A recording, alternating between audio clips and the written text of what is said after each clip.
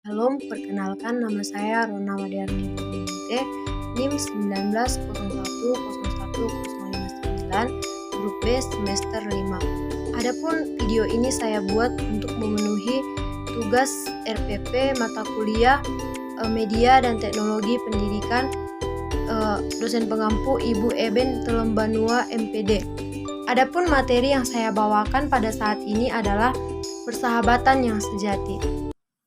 Shalom, apa kabar semuanya? Ibu harap kabar hari ini baik-baik saja. Jadi sebelum kita memasuki pembelajaran kita pada hari ini, ada baiknya kita mulai dengan ibadah. Di mana ibadahnya di sini, Ibu akan membawakannya untuk kita semua. Yang pertama kita bernyanyi dari Kidung Jemaat nomor 249, lagunya Serikat Persaudaraan. Serikat persaudaraan, berdirilah teguh, sempurnakan persatuan di dalam Tuhanmu. Bersama-sama majulah, dikuatkan iman, berdamai bersejahtera dengan pengasihan. Kita berdoa. Terima kasih Tuhan buat berkat Tuhan yang boleh kami rasakan hingga pada pagi hari ini, di mana Tuhan masih memberkati kami. Engkau masih mempersatukan kami Tuhan di ruangan ini dengan keadaan sehat tanpa kekurangan satu apapun. Dan saat sebentar Tuhan kami akan memulai pembelajaran kami. Biarlah Tuhan Engkau yang memberkati kami anak-anak-Mu, agar kami bisa mengerti apa yang diterangkan oleh guru kami kepada kami. Terima kasih Yesus, kami serahkan hidup kami hanya ke dalam tangan pengasihan-Mu. Dalam Kristus Yesus kami berdoa dan mengucap syukur kepadamu. Amin. Baik, sebelum kita masuk ke dalam materi, Ibu akan mengabsen terlebih dahulu. Yang pertama, Tono. Hadir. Yang kedua, Tini. Hadir. Kita hadir semua, dan satu orang yang tidak hadir dikarenakan ada halangan tadi dan telah diizinkan dari Ibu. Baik, materi kita pada hari ini yaitu mengenai persahabatan yang sejati. Sebelumnya Ibu mau bertanya, adakah di antara anak-anak sekalian yang tahu atau mengerti dengan persahabatan itu? Betul. Betul yang kalian bilang, yaitu persahabatan itu adalah perkumpulan dari beberapa orang. Dan di dalamnya ada keyakinan antara yang satu dengan yang lainnya. Namun lebih dalamnya akan kita pelajari, yaitu secara etimologi, sahabat itu berasal dari bahasa Arab. Bahasa Arabnya yaitu sahahabah. Namun berbeda dengan Kamus Besar Bahasa Indonesia.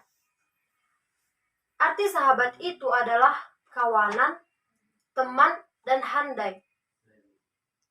Jadi dapat kita simpulkan bahwa persahabatan itu adalah istilah yang menggambarkan perilaku kerjasama dan saling mendukung antara dua atau lebih entitas sosial.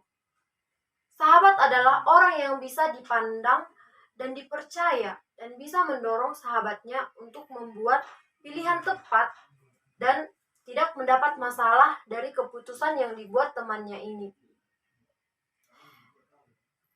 Dapat kita ketahui pula, dan sering terjadi di kalangan anak-anak sekarang, salah memilih di dalam persahabatan dan sering terjadi permasalahan.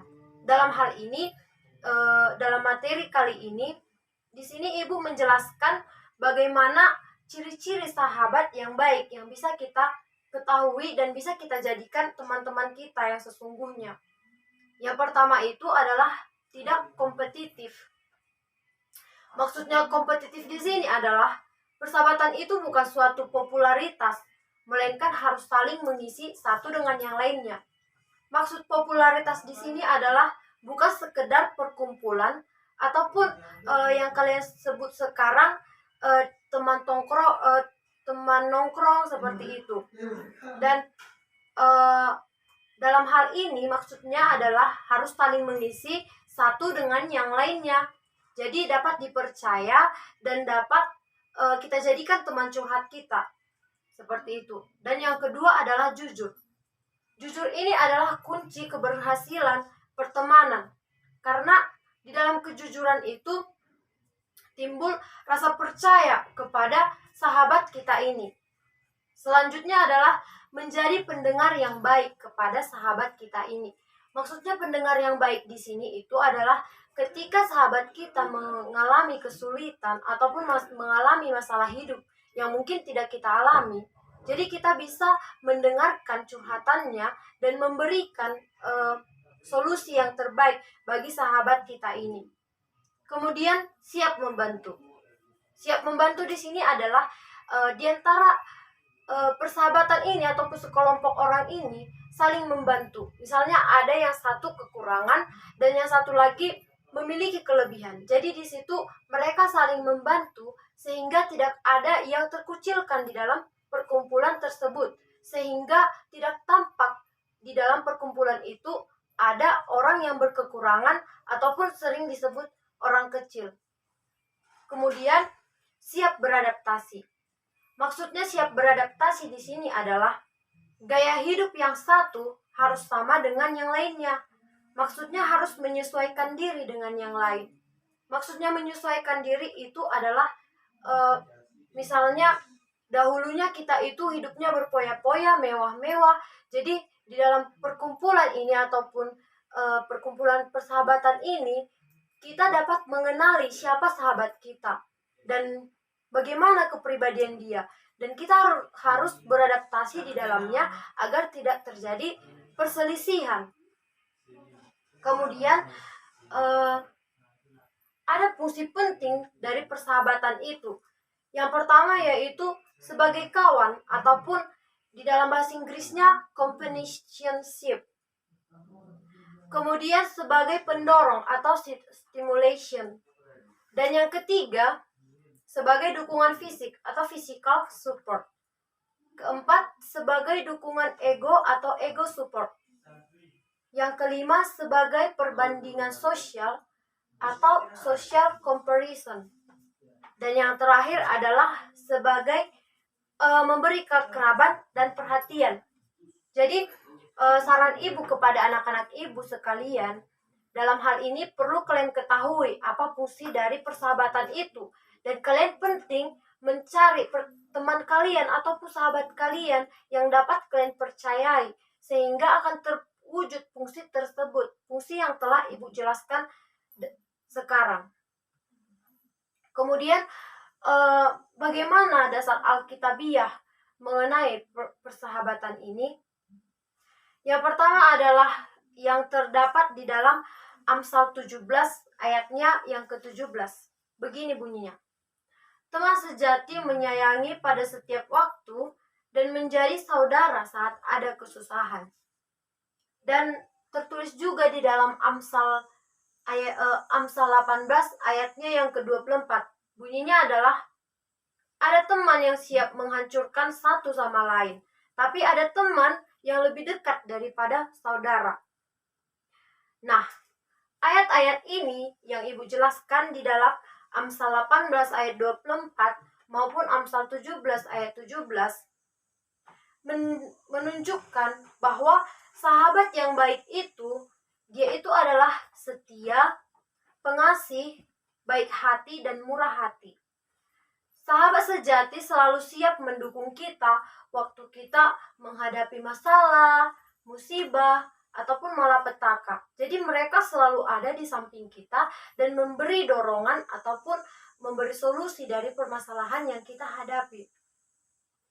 Bahkan sahabat ini juga berani memberitahu kita sebelum kita melakukan kesalahan atau mengambil keputusan yang kurang baik. Nah, sebelum kita melangkah ke selanjutnya, sahabat ini akan memberi kita dorongan atau motivasi seperti itu, sehingga kita bisa menentukan langkah kita selanjutnya. Apakah itu langkah yang baik, ataukah itu kita tidak usah melanjut ke hal tersebut seperti itu. Dan dapat kita baca dasar Alkitabiah selanjutnya di dalam Amsal 27 ayat yang ke-6 dan yang ke-9. Boleh anak-anak ibu nanti baca di rumah. Selanjutnya kita lanjut ke materi apakah manusia bisa menjadi sahabat Allah? Ibu ingin bertanya kepada anak-anak ibu semua, apakah manusia bisa menjadi sahabat Allah? Kita ketahui bahwa manusia itu telah terjatuh ke dalam dosa dan telah jauh dari jalan Tuhan. Jadi layakkah kita disebut sebagai sahabat Allah? Benar, kita layak disebut sebagai sahabat Tuhan atau sahabat Allah. Mengapa hal itu bisa terjadi?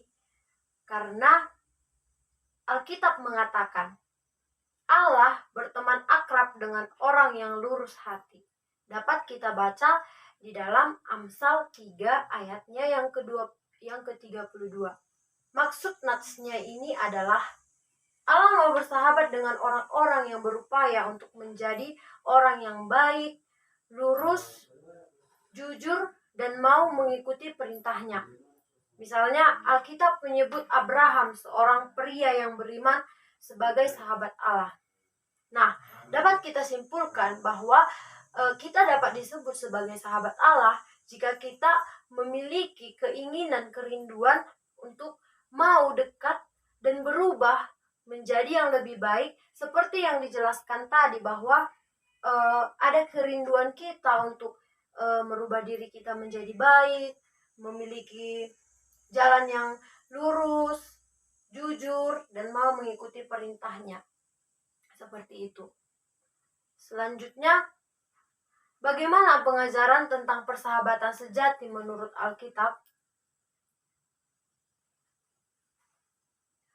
Dan kemudian di sini ada dijelaskan mengenai arti cinta, cinta kasih. Cinta kasih ini di dalam bahasa Yunani ada 4 bagian. Yang pertama adalah cinta kasih agape, kemudian cinta kasih philia, dan yang ketiga adalah cinta kasih storge, dan yang keempat adalah cinta kasih eros. Sebelumnya ibu mau bertanya, apakah ada anak-anak ibu yang mengerti dengan yang ibu sebutkan tadi, yaitu cinta kasih agape, cinta kasih philia, storge, ataupun eros? Belum pernah dengar sama sekali. Baiklah, ibu akan menjelaskan satu persatu. Yang pertama adalah kasih agape. Kasih agape ini adalah bagian tertinggi dari keempat cinta kasih yang ibu jelaskan tadi. Cinta ini tidak lagi tergantung pada bakat, kualitas-kualitas yang ada di dalam pribadi orang lain, serta tidak memandang orang lain terbatas, melainkan melihat orang lain sebagai bagian dari diri sendiri. Nah, dalam hal ini kita merasa diri kita dengan orang lain itu adalah sama, tidak ada perbandingan. Seperti itulah contoh kecil dari kasih agape ini. Selanjutnya adalah kasih philia. Kasih philia ini adalah cinta terhadap persahabatan. Cinta persahabatan inilah materi yang telah kita jelaskan di atas. Cinta ini bersifat rasional. Maksudnya orang lain dipandang sebagai pribadi yang mempunyai kekhasan ataupun keunikan dan kualitas sendiri. Cinta philia tidak dibatasi oleh jenis kelamin, tetapi terbuka ke semua orang, baik pria maupun kepada wanita. Selanjutnya adalah kasih eros. Kasih eros ini kasih eros berasal dari kata Yunani, artinya kasih asmara antara pria dan wanita, yaitu maksudnya adalah timbulnya cinta dan kasih antara perempuan dengan laki-laki atau yang berbeda jenis kelamin seperti itu, dan timbullah cinta yang sering kita sebut dengan cinta untuk berpacaran, seperti itu, yang seperti yang kalian kenal sekarang ini. Kemudian kasih storge. Kasih storge ini adalah kasih yang timbul karena adanya ikatan keluarga. Misalnya seorang anak kepada orang tuanya, kakak kepada adik, dan sebagainya. Kasih ini terbatas pada lingkungan keluarga, sehingga bersifat eksklusif. Maksudnya eksklusif adalah tertutup untuk kalangan sendiri, di luar dari diri kita sendiri, dan menutup kemungkinan untuk mengasihi anggota kelompok yang lain. Jadi yang pertama di sini adalah cinta kita terhadap keluarga kita, barulah kepada orang lain, atau yang kita sebut tadi dengan kasih agape. Selanjutnya, ibu mau bertanya, apakah arti dari berpacaran itu? Apakah ada yang tahu apa dari arti dari berpacaran? Benar, yang kalian sebut itu benar semua. Pacaran itu adalah proses perkenalan antara dua individu yang biasanya berada dalam rangkaian tahap pencarian kecocokan untuk menjalin hubungan yang lebih dekat lagi, seperti itu. Misalnya ke pernikahan atau ketunangan, seperti itu. Jadi dalam hal ini adanya